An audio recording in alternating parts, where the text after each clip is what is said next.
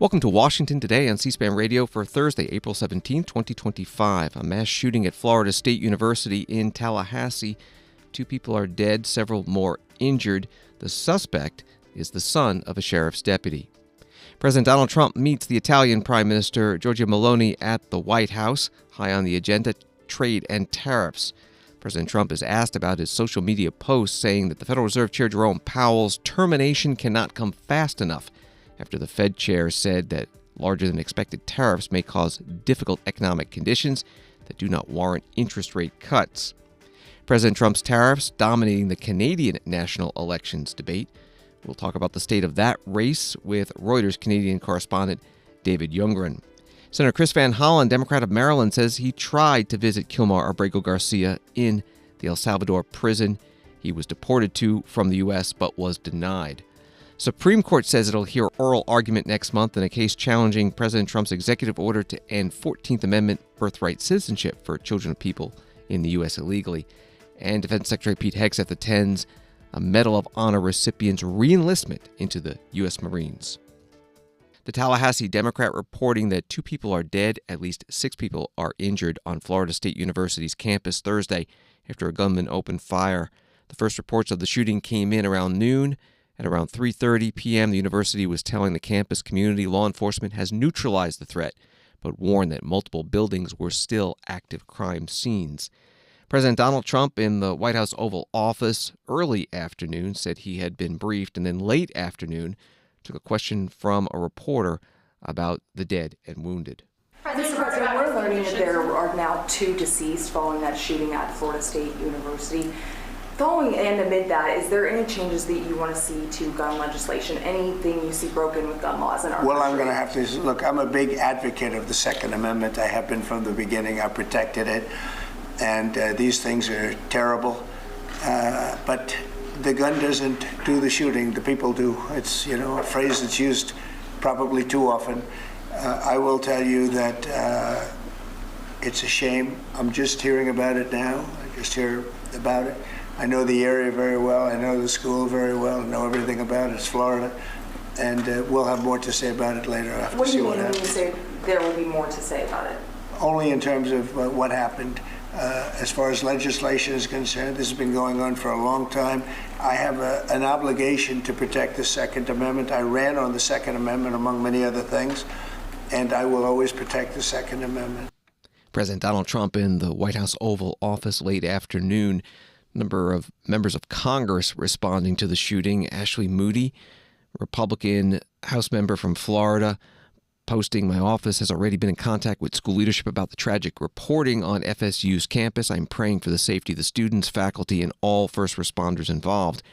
And Congressman Maxwell Frost, Democrat of Florida, with this post, "Our nation's students shouldn't have to fear being shot at school or anywhere. I'm praying for the families and wounded. I'm acting so it never happens again. FSU, I'm so sorry our government has failed you." There was a 4:30 or so p.m. Eastern news conference from Walt McNeil, the sheriff of Leon County. First and foremost, let me express our gratitude to the responding law enforcement agencies in this community. Our citizens should feel some degree of comfort knowing that your law enforcement agencies are going to respond and do exactly what we did in this case, that is bring the offender to justice and to make sure that we do what we can to make sure we lock him or her up. Let me say to you, this is obviously a heinous crime. Our deepest condolences go out to the FSU family, the families of the students who are here. And we understand that you all have been devastated because of this person's actions. The question as it relates to who is the shooter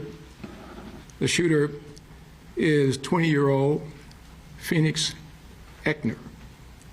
And he's the son of a Leon County Sheriff deputy. Our deputy Eichner, has been with the Leon County Sheriff's Office for over 18 years. She has a tremendous job that she's done. Her service to this community has been exceptional. Unfortunately, her son had access to one of her weapons, And that was one of the weapons that was found at the scene. And we are continuing that investigation into how that weapon was used and what other weapons perhaps he may have had access to. The alleged shooter was also a long-standing member of the Leon County Sheriff's Office Citizen Advisory or Youth Advisory Council. So he has been steeped in the Leon County Sheriff's Office family, engaged in a number of training programs that we have. So it's not a surprise to us that he had access to weapons. This event is tragic in more ways than you people in the audience could ever fathom from a law enforcement perspective. But I will tell you this, we will make sure that we do everything we can to prosecute and make sure that we send a message to folks that this will never be tolerated here in Leon County, and I dare say across this state and across this nation. Thank you. Walter McNeil, the sheriff of Leon County, a news conference after the shooting at Florida State University in Tallahassee. 2 people dead, 6 people wounded. As this was unfolding, some response from the federal level. Attorney General Pam Bondi tweeting, "The FBI is on the scene at Florida State, and we are in communication with the agents on the ground. Our priority is the safety of everyone involved. We will keep you updated as we learn more, praying for all." And from FBI Director Kash Patel, "My team and I have been briefed on the tragic shooting at Florida State, and our FBI Jacksonville team is on the ground assisting. We'll provide full support to local law enforcement as needed. Please keep the FSU community in your prayers." This is Washington Today. And now to the economy. New York Times reporting that President Donald Trump reiterated his displeasure with Jerome H. Powell, the chair of the Federal Reserve, calling him too late, always too late, and slow, a reference to Mr. Powell's reluctance to cut interest rates, as the European Central Bank did. Speaking in the Oval Office, Mr. Trump added, "If I want him out, he'll be out of there real fast, believe me." But he evaded a question about the call for Mr. Powell's termination and did not say whether he thought he had the power to dismiss him. That's reporting from the New York Times. The president was asked specifically about his early morning post on Truth Social that Fed Chair Powell's termination cannot come fast enough. On Jerome Powell, you said that the termination of Jerome Powell cannot come fast enough. He says he won't leave, even if you ask him to. Do you believe you have... If I ask him to, he'll be out of there. But do you believe you have the power to remove him, and are you trying to do that? I don't think he's doing the job. He's too late, always too late, a little slow, and I'm not happy with him. I let him know it, and if I want him out, he'll be out of there real fast, believe me. Are you trying to remove him? Go ahead, please. Question. Are you trying to remove him, Mr. President? Yeah, question. President Donald Trump in the White House Oval Office during a meeting with the visiting Italian Prime Minister Giorgia Meloni. Politico writes that Treasury Secretary Scott Bessent has repeatedly cautioned White House officials that any attempt to fire Federal Reserve Chair Jerome Powell would risk destabilizing financial markets, according to 2 people close to the White House granted anonymity to share details of private discussions. And Fed Chair Powell said on Wednesday that the president's tariffs were much larger than anticipated, and that would lead to higher inflation, slower economic growth, and possibly fewer interest rate cuts. Story from NPR. President Trump expressed optimism about a deal with Europe before the end of a 90-day pause in steep global tariffs. Most countries now face just 10% tariffs on imports to the U.S. rather than 20% or more. President Trump said during the meeting with the Italian Prime Minister, "There'll be a trade deal 100%. We're going to make fair deals." He added, "We're in no rush. We're going to have very little problem making a deal with Europe or anyone else."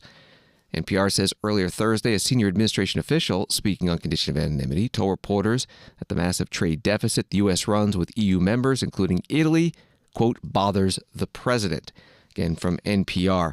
The quotes in that story were from a meeting in the White House Cabinet Room, a working lunch with the Italian Prime Minister. Later, the two met in the Oval Office. The president asked about tariff deal schedules. And on his own, he brought up again Fed Chair Powell and interest rates. Mr. President, you did say that you are confident these deals will be done, but you also said that you're in no rush. Americans are seeing prices rise. They're seeing it on their bills. How long can they expect that pain to last? So they've already seen it get much better. because if you were truthful, which you're not, I know you very well, you have gasoline that hit $1.98 yesterday in a couple of states. You have gasoline's way down. The price of oil has dropped substantially. The price of groceries are substantially down. The price of eggs. When I came in, they hit me with eggs. I just got there. I was here for 1 week, and they started screaming at me, eggs have gone through the roof. I said, I just got here. I was there for 7 days, and I hear that eggs have gone through the roof before I got there. And they were screaming at me, the press, the fake news, like you're fake. And the fake news is screaming at me, like, about eggs. I said, I've only been here, this is my 7th day. And they were right. They went up 87%, and you couldn't get them. They said, you won't have eggs for Easter, which is coming up. Happy Easter, everybody. You won't have eggs for Easter. And we did an unbelievable job, and now eggs are all over the place, and the price went down 92%. And our Commissioner of Agriculture, Brooke, has done a fantastic job. Literally done a fantastic job. So prices haven't gone up. The only thing that's gone up, actually, is interest rates, because we have a Federal Reserve Chairman that is playing politics. Somebody that I've never been very fond of, actually. But he's playing politics. Interest rates should be down now. They should be coming down. In Europe, as you know, they reduced them, I guess 7 times. It looks like they're going to reduce them again and again and again. But our guy wants to play cute. But interest rates are pretty much even. Maybe they went up just a slight bit, but that's the only thing. But that's because of the Federal Reserve, because they're not very smart people. President Donald Trump in the White House Oval Office during a meeting with the visiting Italian Prime Minister Giorgia Meloni. Associated Press writes that the Prime Minister is the first European leader to have a face-to-face with President Trump since he announced and then suspended 20% tariffs on European exports. The article says while she meets with President Trump in her capacity as Italy's premier, she has also, in a sense, been knighted to represent the European Union at a critical juncture in the trade war. And during the earlier meeting in the cabinet room, a reporter asked her about tariffs. Prime Minister, are you ready? Are the retaliatory tariffs that were passed before and then suspended still on the table? No, sorry, please repeat it. The retaliatory tariffs that the European Commission passed and then suspended, are they still on the table if you cannot make a deal with President Trump? I'm sure we can make a deal, and I'm here to help on that. I cannot deal in the name of the European Union. My goal would be invite President Trump to pay an official visit to Italy and understand if there's a possibility when he comes to organize also such a meeting with Europe. I think the best way is that we simply speak frankly about the needs that every one of us has and find ourselves in the middle. That's useful for all. Somebody calls me such a Western nationalism. I don't know if it is the right word, but I'm sure that together we are stronger. And I have to find a way. I'm here to find the best way to make us both stronger on the two shores of the Atlantic. We're going to have very little problem making a deal with Europe or anybody else, because we have something that everybody wants. You know what that means, right? We have something that everybody wants. We're going to have very little problem. In the White House, in the cabinet room, Italian Prime Minister Giorgia Meloni, and then at the end, President Donald Trump. During her visit, the Prime Minister also spoke about policies and values that she and the President share. She said the U.S. and Italy shared the fight against, quote, woke ideology that would erase our history. She also said her goal is to make the West great again, and they both share the goal of fighting against illegal migration, fighting against synthetic drugs. And she did say that she wanted to thank President Trump for accepting the invitation to pay an official visit to Rome in the near future and consider on that occasion to meet also with Europe. This is Washington Today.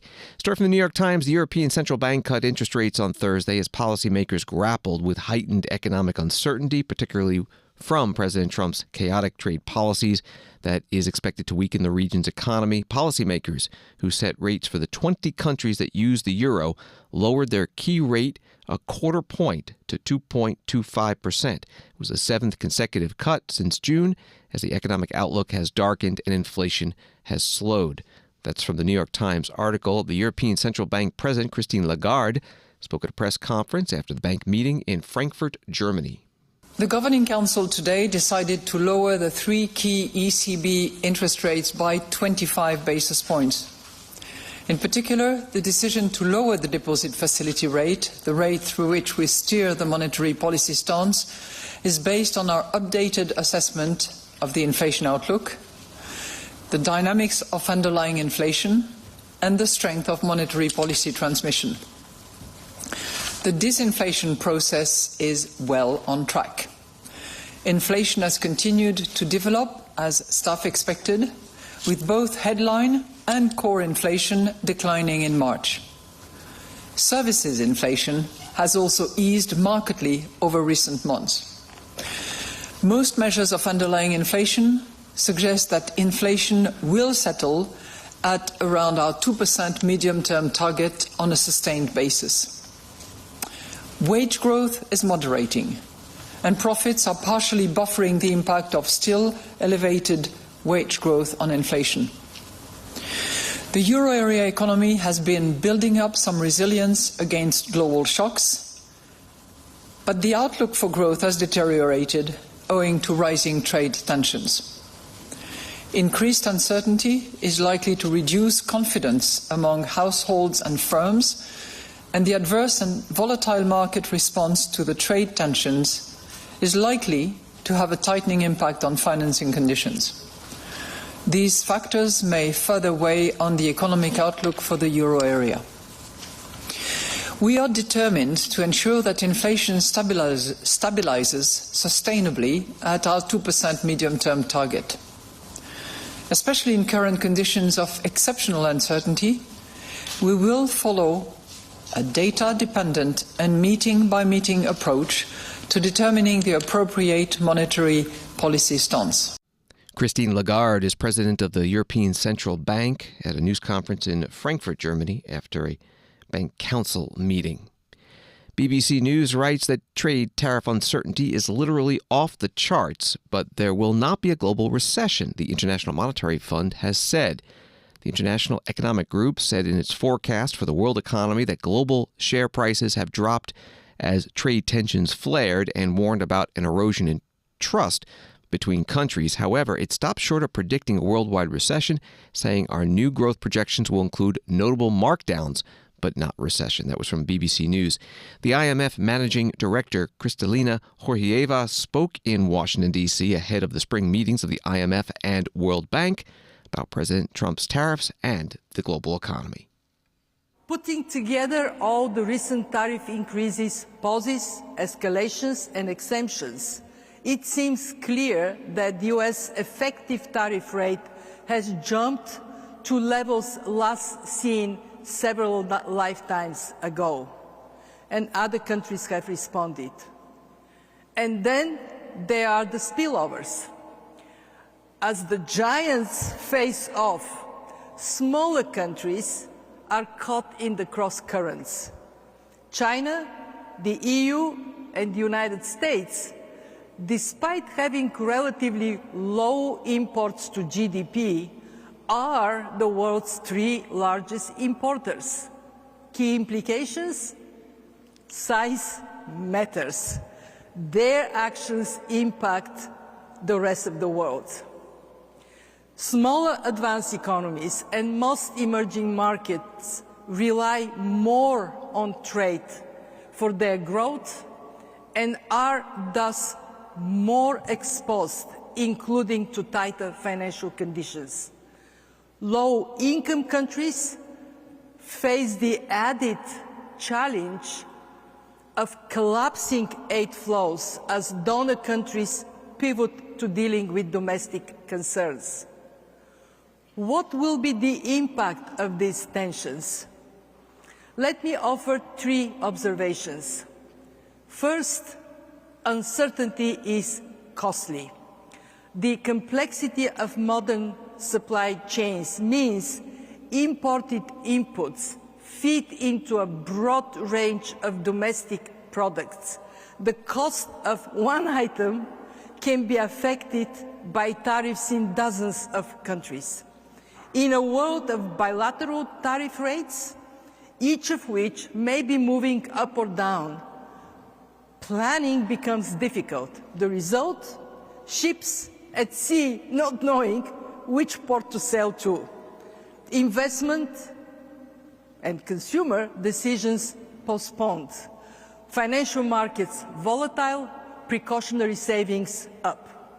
The longer uncertainty persists, the larger the cost. Second, rising trade barriers hit growth upfront. Tariffs like taxes raise revenue at the expense of reducing and shifting activity, and evidence from the past episodes suggests higher tariff rates are not paid by the trading partners alone.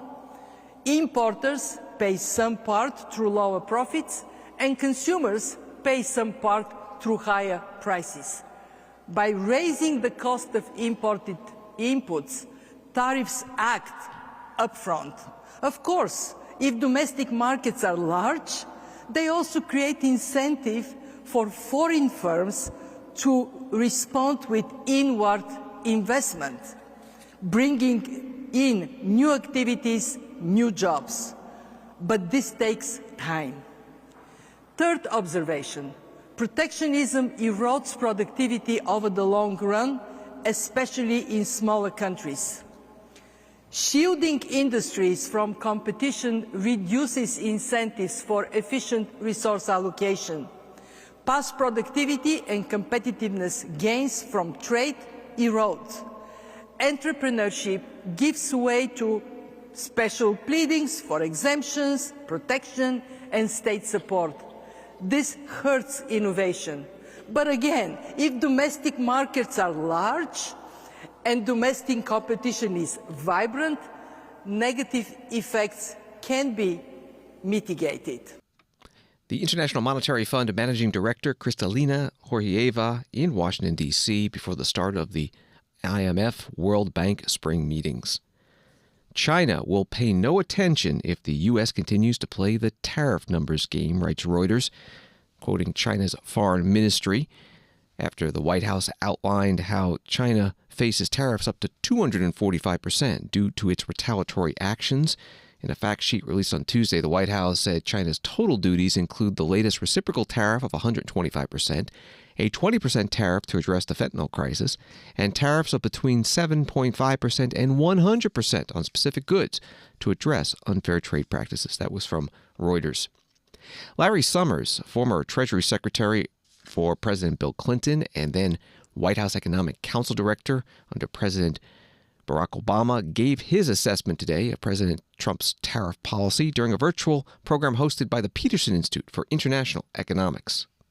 The Trump tariff approach is premised on 5 fallacies and harms the economy in 4 major ways. Fallacy 1, bilateral deficits make sense in thinking about exploitation. They don't. I run a big trade surplus with Harvard. I run a big trade deficit with my golf club. A golf club is not exploiting me. Harvard, I am not exploiting Harvard. There is no logic to thinking about bilateral deficits as a measure of exploitation. Fallacy 2, trade deficits are always bad. It is a matter of arithmetic that the only way you can attract capital is by importing more than you export. Arizona, where I live, has been a burgeoning part of the American economy since the Second World War and the invention of air conditioning. It has run a trade deficit every single year with the rest of America and the rest of the world. I would rather live in a country that capital is trying to get into than a country that capital is trying to get out of. And the arithmetic counterpart of that is a trade deficit. So framing the problem, even in terms of a global trade deficit, is a big confusion. Fallacy 3, tariffs are not a major determinant of the level of trade deficits. Look at non-protectionist Switzerland and its vast surplus.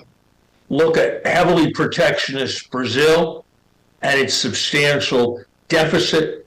Look at the general correlation across countries, or look at the economists' logic that the trade deficit is ultimately about your total spending relative to your total income. Trade deficits are not determined by tariff policies, so even if they mattered, tariff policies are not the way to go after them.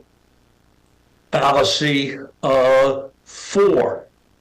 The manufacturing is not going to be a major source of opportunity for Americans going forward.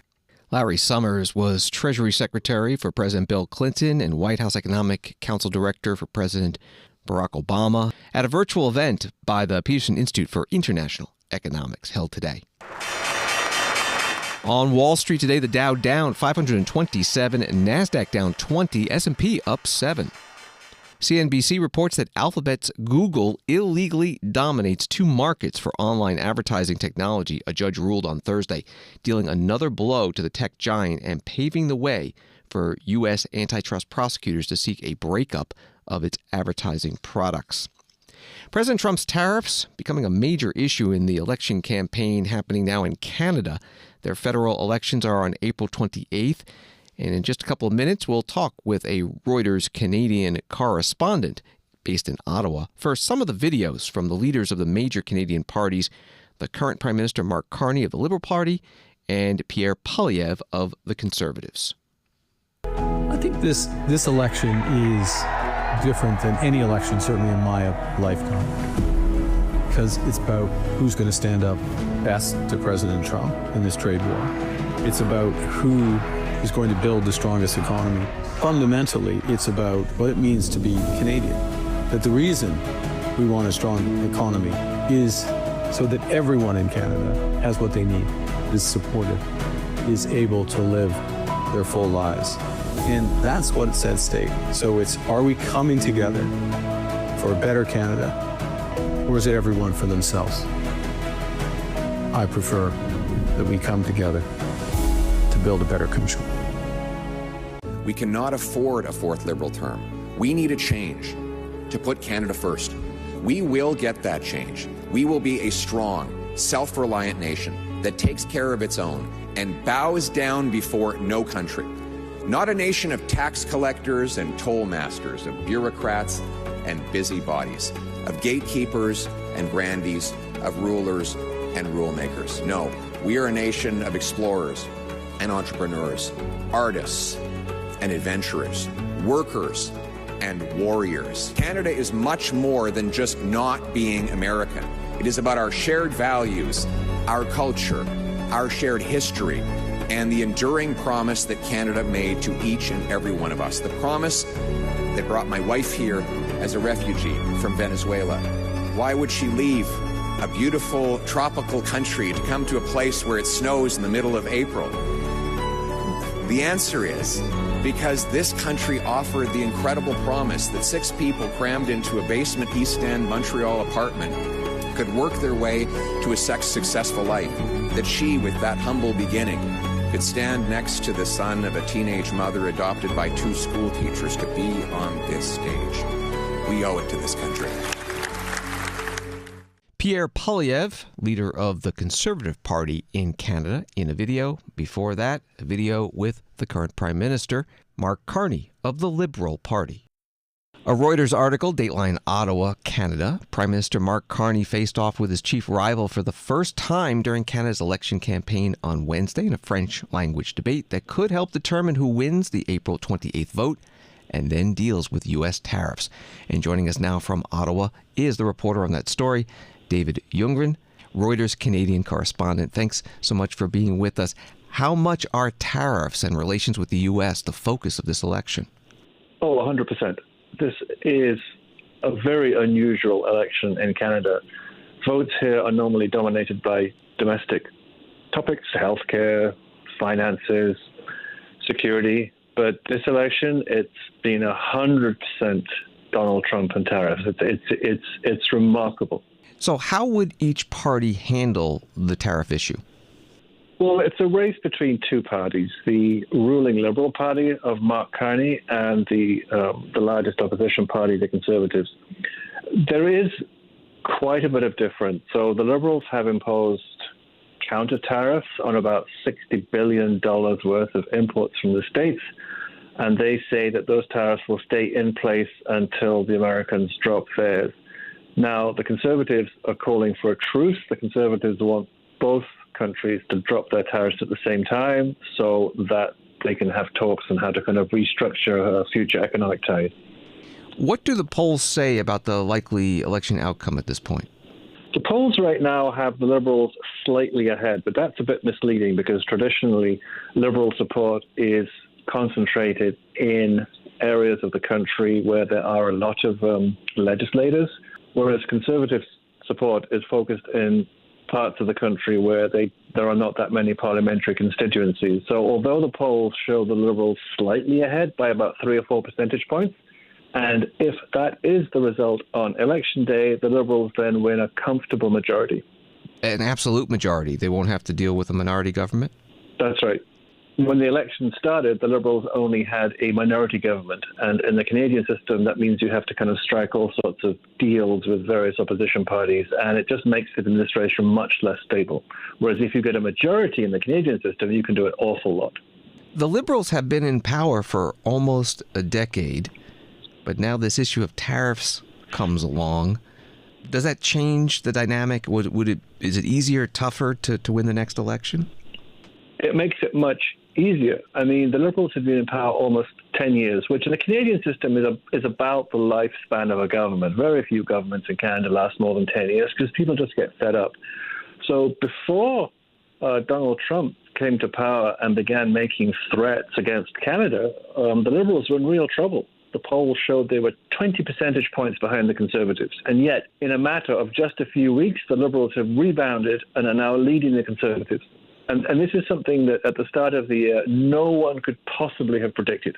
Because at that point, the Liberals were heading for a really major shellacking. We're talking with David Ljunggren, Reuters Canadian correspondent. You mentioned this was basically a race between the two big parties, but what other parties are playing any role in this election? So Canada is a bit odd in the sense that it has a overtly separatist party seeking to break the country up, sitting in the federal parliament. So that's the Bloc Québécois, which wants independence to the predominantly French-speaking province of Quebec. There are only 78 seats in Quebec out of a total of 343. So the Bloc's influence is fairly limited. The other party is the party that's in real trouble. The Liberals compete for the same centre-left vote segment with the New Democrats, which are a smaller left-of-centre party. And in fact, the New Democrats had a deal with the Liberals and kept them in power for 2 years in exchange for increased spending on Social Security. They are in real trouble. The polls show that they are well on course to being thumped and could actually lose the majority of their seats. So even though the New Democrats actually played a fairly important role in keeping the Liberals alive for 2 years, the polls indicate they're not going to be rewarded for it. It's going to be a straight fight, a straight two-way fight. How much interest is there in this election? What do you think turnout might be? That's an excellent question. Turnout in recent elections has not been great historically. It's like somewhere between 58 and 67%, whereas like 50 years ago, it was 70 or 80%. It's very hard to say. There is the suspicion that people will look at the polls and think the Liberals are going to win and therefore not vote. And in Canada, historically, the lower the turnout, the better the Conservatives do because their voter base is much more committed. So you ask an excellent question, because even though the polls show that the Liberals are ahead and would win a majority, if their supporters, for whatever reason, just decide it's game over and they don't need to vote, well, then there could be a pretty nasty surprise for Mr. Carney. And a final question. I was taking a look at registered political parties in Canada, and I saw one called the Rhinoceros Party. The platform appears to be satire. Are they still active? You know what? That's a good question. They used to. I think it's a Quebec-based party. They used to be active when I was first here, when I first got here 25 years ago. I have not seen any indication that they are still active. Elections in Canada are normally a fairly staid occasion, so anyone who can provide a laugh is welcome. But they have. I have not seen any mention of them for years. David Ljunggren, Reuters Canadian correspondent, joining us from Ottawa. You can find his articles at Reuters.com. Thank you very much. Listen, thank you. Washington Today continues in a moment. The weekly podcast is a unique offering from C-SPAN. We record it right here in the C-SPAN radio studios in beautiful downtown Capitol Hill. In a town where extremes get so much attention, this isn't more extreme opinion, it's extreme history. Connecting the old with the new. Hear what's happening right now against the backdrop of the history you know. So listen, follow, and enjoy the C-SPAN radio podcast, The Weekly. And have friends and family who love political history and even love C-SPAN's coverage of politics? Tell them about it too. Find C-SPAN's The Weekly wherever you get podcasts.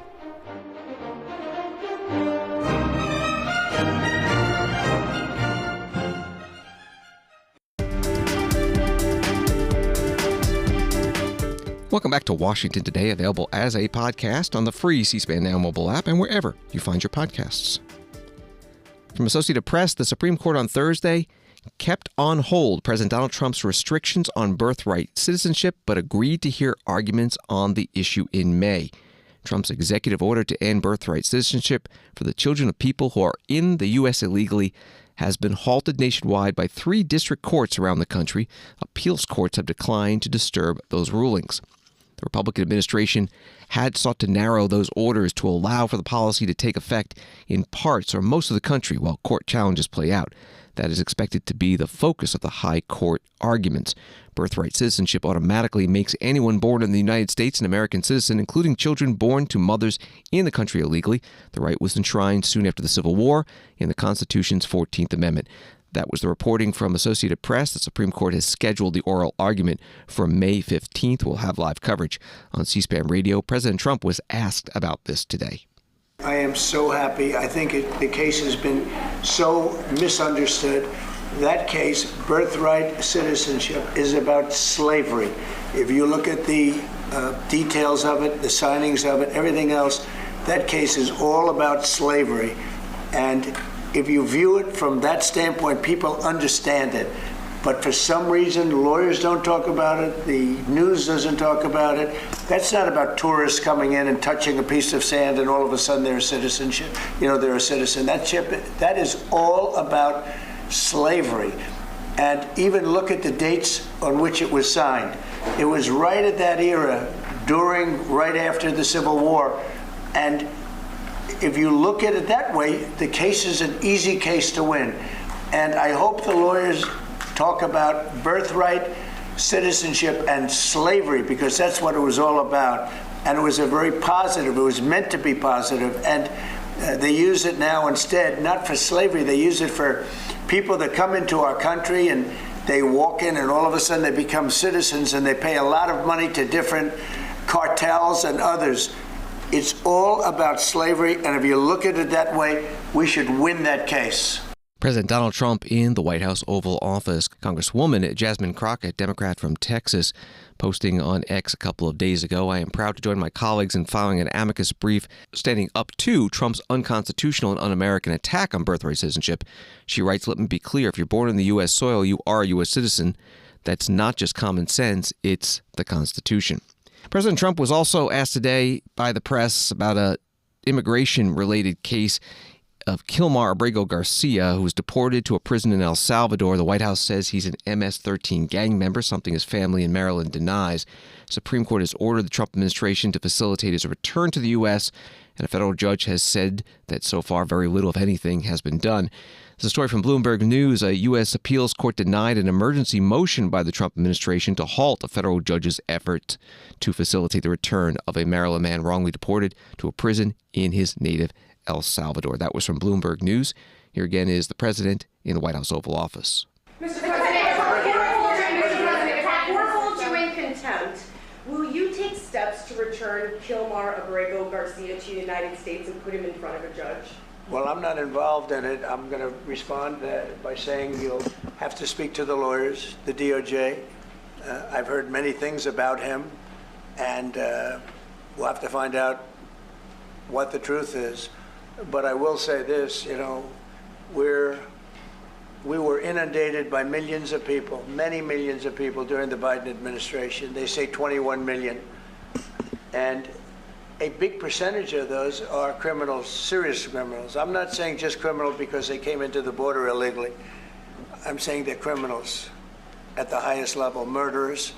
Many of those people murdered more than one person, and they're on the loose.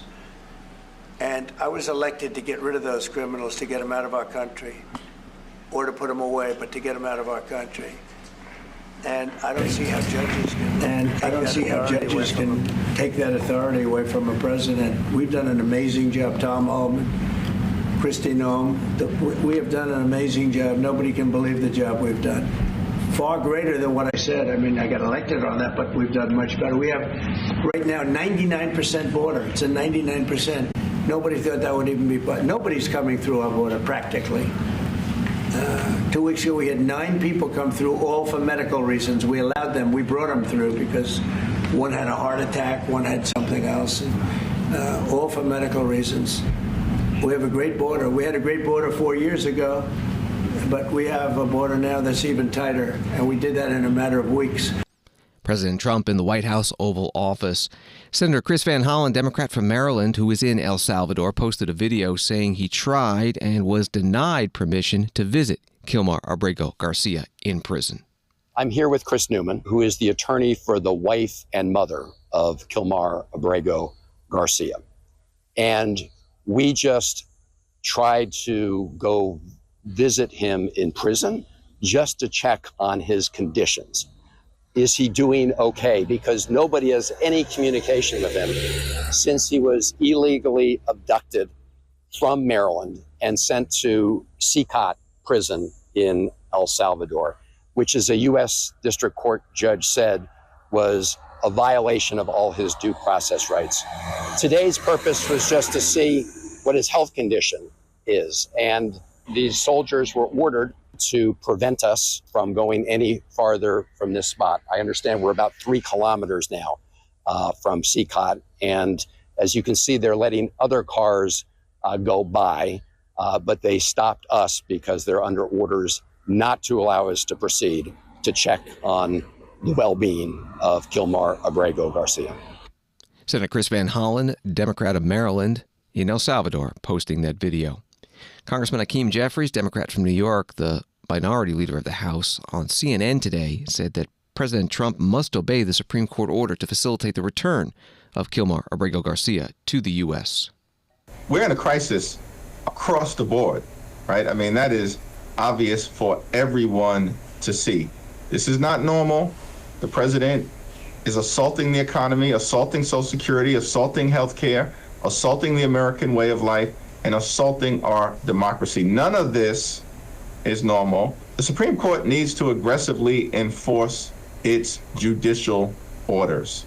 The White House is seeking a confrontation with the courts, then the courts need to lean into that. We will have the back of the courts, and it needs to use all of the tools available to it, like contempt, for example, like contempt, in terms of the people within the administration who are failing to adhere to these judicial orders or who are actively continuing to propagate unlawful or unconstitutional actions at Donald Trump's direction. The House Minority Leader Hakeem Jeffries, Democrat of New York, on CNN. Congressman Sri Tanadar, Democrat of Michigan, posting on X, "I've seen enough. Donald Trump is not abiding by a lawful Supreme Court ruling. As a member of Congress, I fully support impeaching him now." Politico reports that Secretary of State Marco Rubio on Wednesday announced the closure of the agency's hub for fighting foreign disinformation campaigns, the final nail in a years-long effort to shut down the office accused by Republican lawmakers of censoring conservative voices. In a statement, Rubio claimed the Counter Foreign Information Manipulation and Interference Office at the State Department, formerly known as the Global Engagement Center, had spent millions of dollars to actively silence and censor the voices of Americans they were supposed to be serving. According to Rubio, the relatively modest federal office expended more than $50 million per year. That was from Politico. The State Department spokesperson, Tammy Bruce, had more on this at her news conference today. Now, as part of President Trump's unwavering defense of free speech, Secretary Rubio has permanently shut down the State Department's Counter Foreign Information Manipulation and Interference Office, formerly the Global Engagement Center. As Secretary Rubio stated, over the past half-decade, bodies like GEC have called by our own governing ruling class nearly destroyed America's long free speech history. We have launched a sweeping transparency initiative. The American people deserve answers, and we intend to deliver them. Most of you will recall, of course, the effort to censor Americans using certain entities here in the government, including that one here at the State Department. Now, turning to the budget, we continue to review the department's global posture and programs to ensure that they serve U.S. interests in a rapidly evolving world. Our foreign policy is grounded in delivering results that make our nation safer, stronger, and more prosperous. And as the Office of Management and Budget, the OMB, has already stated, the funding decisions will be detailed in the President's budget request, which will be transmitted to Congress in due course. And I will not get ahead of that process today, just not that any of you would have asked. But I look forward to detailing more as we receive it. State Department spokesperson Tammy Bruce opening up her news conference. The Politico article on this issue notes that the Global Engagement Center supporters, including Senators Chris Murphy, Democrat of Connecticut, and John Cornyn, Republican of Texas, have asserted that it plays a critical role in combating Russian and Chinese disinformation. Story from Reuters. President Donald Trump's administration will ask a U.S. federal appeals court on Thursday to pause a judge's ruling lifting access restrictions the White House imposed on the Associated Press for referring to the Gulf of Mexico in its coverage. The Trump administration has argued that the lower court ruling, which mandates AP journalists be granted access to press events in the White House, infringes on the president's ability to decide whom to admit to sensitive spaces. The White House has asked to put the ruling on hold while it appeals. The White House began limiting AP's access to the president in February after the news agency said it would continue using the name Gulf of Mexico while acknowledging the president's order to change the name of the body of water to the Gulf of America. That was from Reuters. Associated Press Chief White House Correspondent Zeke Miller described what it was like to testify in this case in court in a conversation Wednesday night with Jennifer Lovin, who's a former AP Chief White House Correspondent.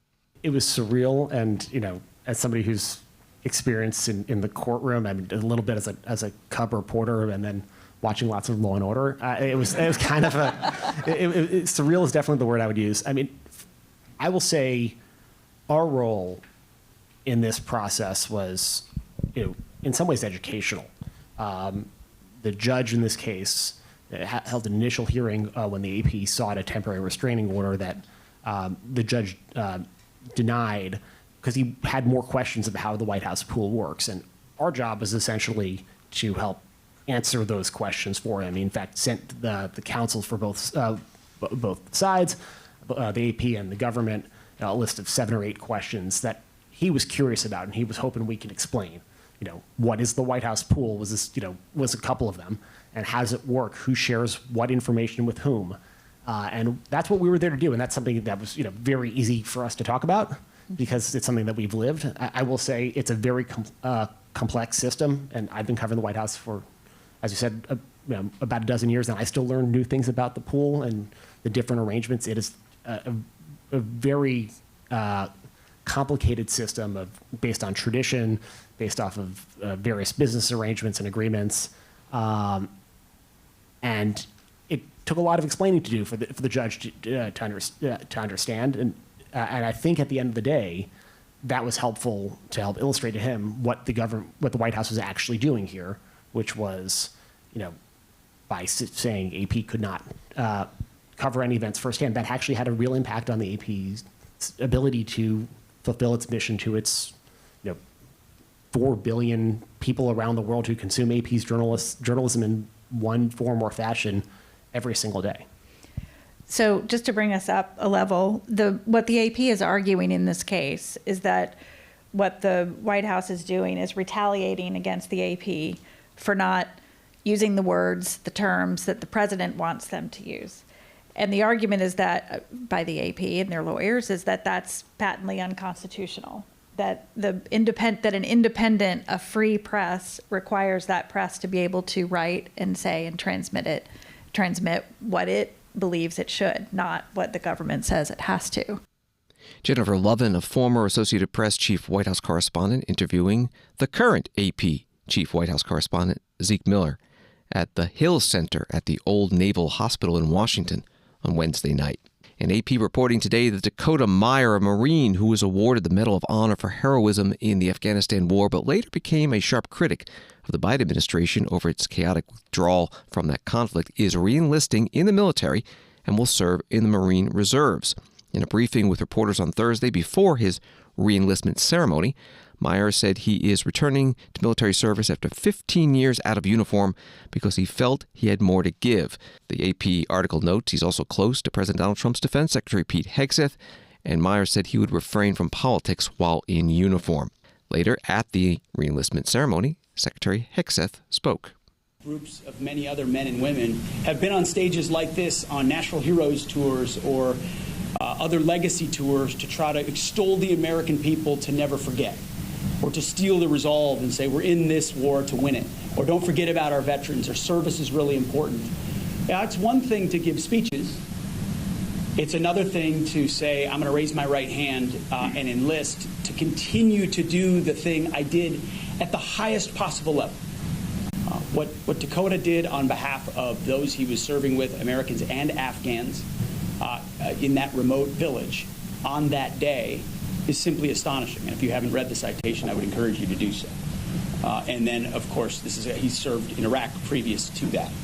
This is a guy who's put it all on the line, done the most difficult things you could imagine, testing the human resolve. And yet, after all of that, is standing before us today saying, I want to do more. That's an example. That's why we wanted to highlight him. So you see, he gave me the heads up, and I'm the one that said, no, we're going to do this as big as we can. Because I want the American people. I want your fellow Marines. I want other service members to look at the example and say, you're never, well, I'm not saying you're old, but you're never too old. You're never too experienced. You've never done too much that you can't continue to contribute. And I want to salute you. Defense Secretary Pete Hegseth at the Pentagon. Thanks for listening to Washington Today. Sign up for C-SPAN's evening newsletter Word for Word and get the stories making headlines in Washington emailed to you every day. Subscribe at cspan.org/connect. Have a good night.